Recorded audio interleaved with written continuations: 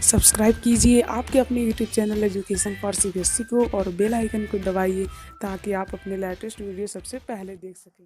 Hello बच्चों, आज की इस वीडियो में बात करने वाले हैं एसिड बेस एंड साल्ट के बारे में। तो ठीक है, ये जो हमारा वीडियो बेसिकली इस बात पर फोकस है कि कैसे आपका माइंड मेकअप किया जाए, ताकि आपको जितने भी हमारे कॉन्सेप्ट हैं, जितनी भी थ्योरी है, जितने भी यहाँ पे फार्मूला और केमिकल रिएक्शन है, आपको आसानी से समझ में आ जाए। ठीक है, तो कुल मिला जुला कर मैं आपका माइंड मेकअप करूँगा, माइंड सेटअप करूँगा, ताकि ये जो आपको पूरा चैप्टर है बहुत आसानी से समझ में आ जाए। ठीक है, वैसे चैप्टर बहुत आसान है, आप लोग थोड़ा सा रिएक्शन ध्यान में रखना है।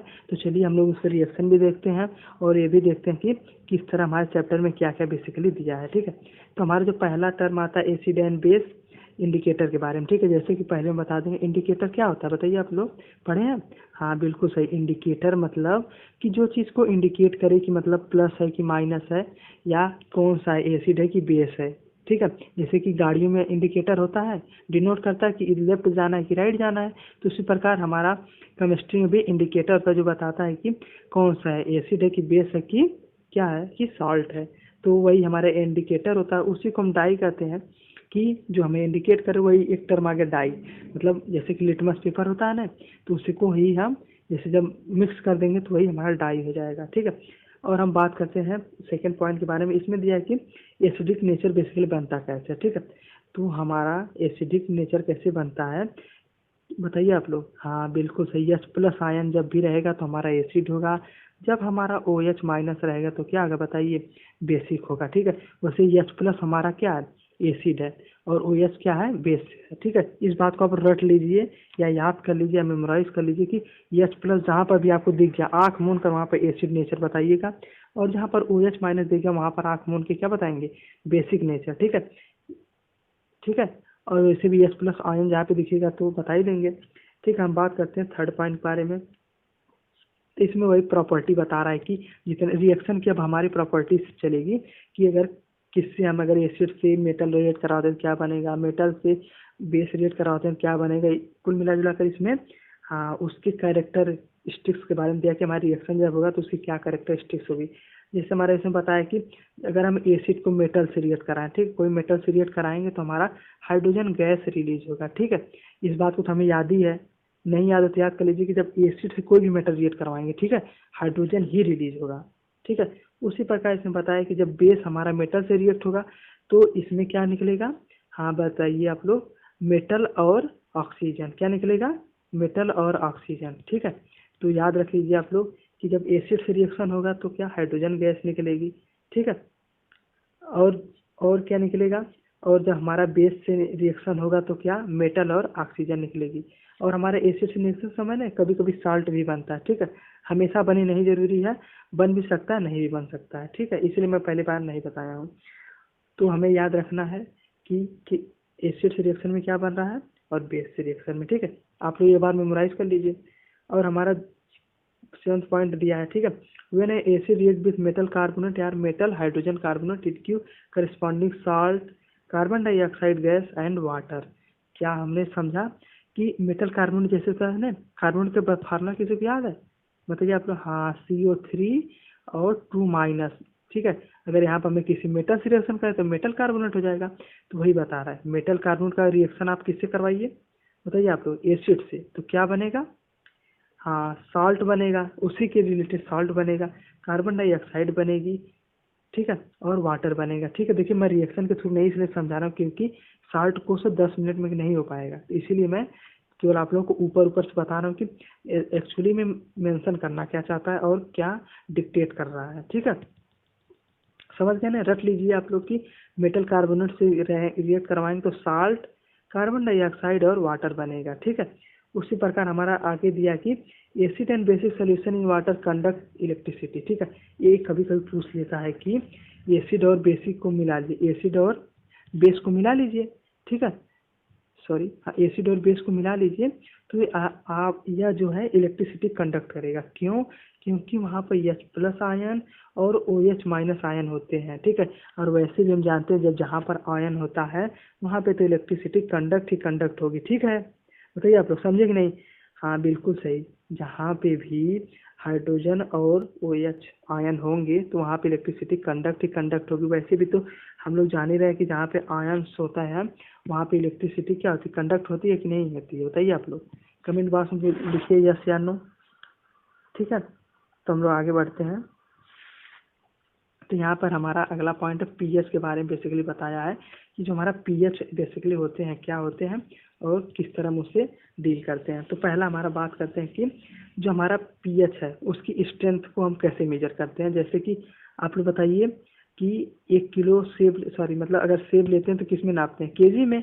ठीक है, उसी प्रकार यहाँ पे अगर आप लोगों को ये कोई भी आपको सब्सटेंस या पता करना है कि एसिड है कि बेस है, तो कैसे पता करेंगे बताइए आप लोग। हाँ बिल्कुल सही, उसको हम पीएच नापेंगे। पीएच मतलब कि उसकी उसका कंसंट्रेशन क्या है।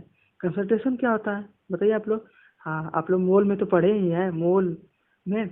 हाँ मोलरिटी नहीं, नहीं आप लोग भी नहीं पढ़ेंगे। कंसंट्रेशन मतलब कि कितना ज़्यादा उसमें है।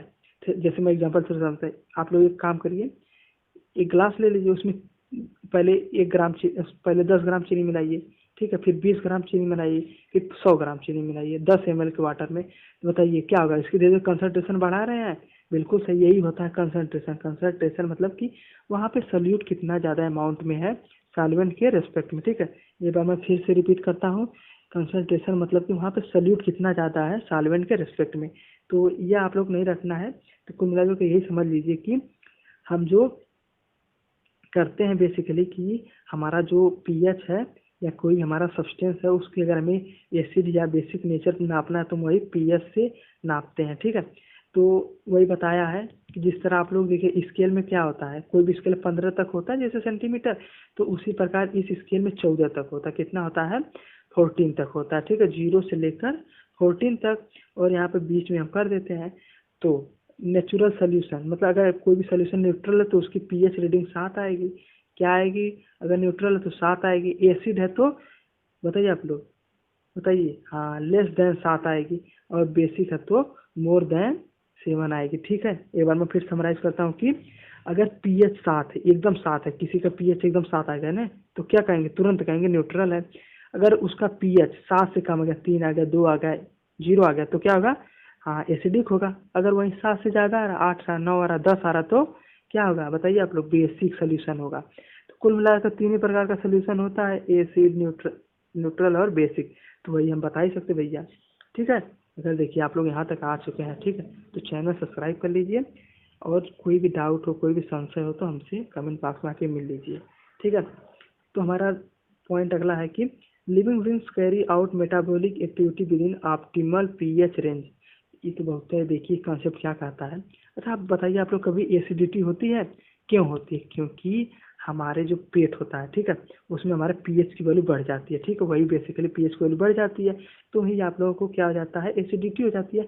तो उसी प्रकार हमारे वैसे भी पेट में एसिड पाया जाता है, जिससे हमारे जितने भी भोजन हम लोग खाते हैं उसको पचाने के लिए हेल्पफुल होता है। तो कुल मिला जुला के जितने भी हमारे लिविंग बींग्स हैं उनको अगर पीएच कंट्रोल में करना है तो कैसे होता है, एक ऑप्टिमल रेंज होता है, यानी वहाँ तक ही होता है। उससे ज़्यादा होगा तो आपको एसिडिटी या डिफरेंट टाइप की जलन होने लगती है पेट में। ठीक है, समझे कि नहीं, बिल्कुल समझे। तो हमारा अगला है कि mixing concentration acid or water is highly exothermic process. ठीक है, हाँ ये तो देखिए हमें क्या कह रहा है कि अगर आप लोग कोई एसिड में वाटर डाल दें, ठीक है, तो बहुत तेज एक्जोथर्मिक प्रोसेस है। एक्जोथर्मिक प्रोसेस क्या होता है बताइए आप लोग। हाँ, जिसमें एनर्जी रिलीज होती है। तो कुल मिला जुला कर अगर देखिए कभी भी हम वैसे भी एसिड में पानी या बेस में पानी नहीं डालते हैं, क्यों, क्योंकि एक्जोथर्मिक होता है। वैसे देखिए आप तेजाब देखें, तेजाब में कभी पानी नहीं डाला जाता, या बैटरी में आप पानी डालते तो उसमें तेजाब नहीं होता, लेकिन फिर भी उसमें से थोड़ा थोड़ा अगर कभी महसूस किए तो उसमें हीट एनर्जी निकलती है जब आप लोग पानी डालते हैं। ठीक है, तो हमें कभी भी अगर बहुत ज़्यादा कंसनट्रेटेड है तो उसमें हम कभी भी, वैसे आप लैब में जाएंगे ना, तो कभी भी आप H2O में, सॉरी H2SO4 जो सल्फ्यूरिक एसिड आता है उसमें पानी नहीं डालेंगे। ठीक है, इस बात का हमें ध्यान रखना और प्रिकॉशन की तौर पे याद रखना है। ठीक है, अगला है कि एसिड और बेस को मिला देंगे तो न्यूट्रल सैंपल हो जाएगा। क्या मतलब, एसिड है और बेस को मिला दीजिए तो आप लोगों को साल्ट और वाटर मिल जाएगा। समझे कि नहीं, बिल्कुल समझे। क्या समझे, एसिड और बेस मिला के हम क्या बनाते हैं, साल्ट और वाटर। समझ रहे कि नहीं, बहुत ही इंपॉर्टेंट है, बोर्ड वोर्ड में पूछा जाता है इस तरह का। तो हमारा अगला है कि water crystalline fix number of water molecule present in one formula unit of mass. तो वही कि हमारा जो वाटर है उसमें हमेशा फिक्स चीज़ें रहती है। वैसे तो हम पढ़े law of conservation of mass कि हर चीज़ कोई भी रहता है तो फिक्स प्रोपोर्शन में रहता है। तो वही हमारा कि अगर वाटर का कोई क्रिस्टल है, क्रिस्टल मतलब क्या, हाँ बिल्कुल सही, जैसे बर्फ़ होता है, बर्फ़ का क्या बनता है, टुकड़ा बनता है, वही को हम क्रिस्टल कहते हैं। लेकिन आप हायर क्लास में जाने क्रिस्टल का एक्चुअली मतलब क्या होता है, आप लोग ये समझ लीजिए क्रिस्टल में, वाटर क्रिस्टल हमेशा fix number of water molecules होते हैं। क्या होते हैं वाटर क्रिस्टल में, fix number of water of molecules होते हैं। आसानी से आप लोग समझ लीजिए, कोई भी डाउट हो तो कमेंट बॉक्स में मिल लीजिए हमसे। और हमारा लास्ट है पॉइंट की साल्ट है various usages in everyday life and industry. मतलब जो हमारा साल्ट होता है उसके क्या होते हैं, बहुत है एवरीडे लाइफ में यूज होता है। तो हमें इस बात का ध्यान रखना है कि साल्ट का यूज हम डेली लाइफ में कहाँ कहाँ करते हैं, कहाँ कहाँ करते हैं भैया, सबसे बढ़िया खाना बनाने में। एक बात हमें आप लोग कमेंट बॉक्स में बताइए, और यूज कहाँ पे करते हैं, इंडस्ट्री में करते हैं, ठीक है।